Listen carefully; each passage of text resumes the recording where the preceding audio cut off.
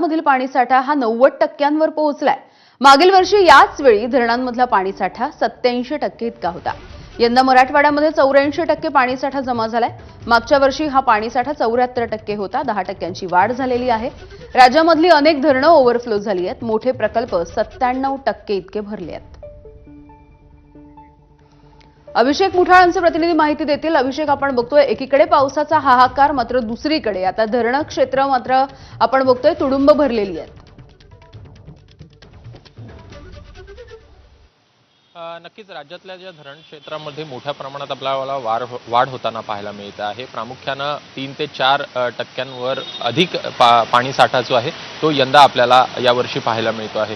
प्रामुख्यानं जर पाहायचं तर मोठी जी धरणं आहेत, मोठे प्रकल्प आहेत, ज्यामध्ये जायकवाडी असतील, उजनी असतील, सोबतच साताऱ्यातलं कोयना धरण असेल, अशी काही मोठी प्रकल्प आहेत ती जवळपास आपल्याला भरलेली पाहायला मिळत आहेत। सोबतच नांदेडमधलं विष्णुपुरी असेल ते 100% भरलं आहे। भाटघर हे 100% भरलेलं आहे। खडकवासला हे 90% आपल्याला भरल्याचं दिसतं आणि त्यामुळे प्रामुख्याने जी मोठी धरणं आहेत त्यामध्ये मोठ्या प्रमाणात आपल्याला पाणीसाठा पाहायला मिळतो आणि त्यामुळे पाणी प्रश्न जो आहे तो आपल्याला सुटताना पाहायला मिळणार आहे।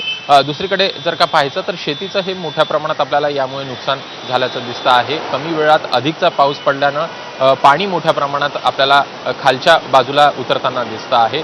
गोदावरीच्या ज्या काही ट्रिब्युटरीज आहेत त्या धरणांमधनं मोठ्या प्रमाणात जो जलप्रवाह आहे तो आपल्याला खाली जाताना दिसतो आणि त्यामुळे एकूणच विसर्ग देखील मोठ्या प्रमाणात होत असल्यानं कुठेतरी शेतीचं देखील नुकसान यामध्ये होताना दिसतं आहे।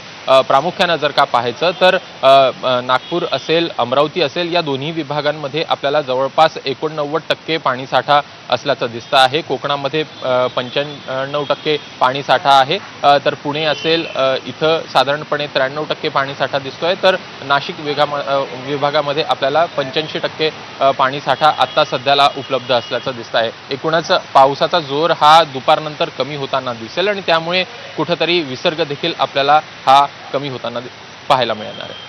धन्यवाद अभिषेक सविस्तर माहितीसाठी। एक ब्रेकिंग बातमी बघूयात। नाशिकच्या देवळाली ते लहवीमध्ये रेल्वे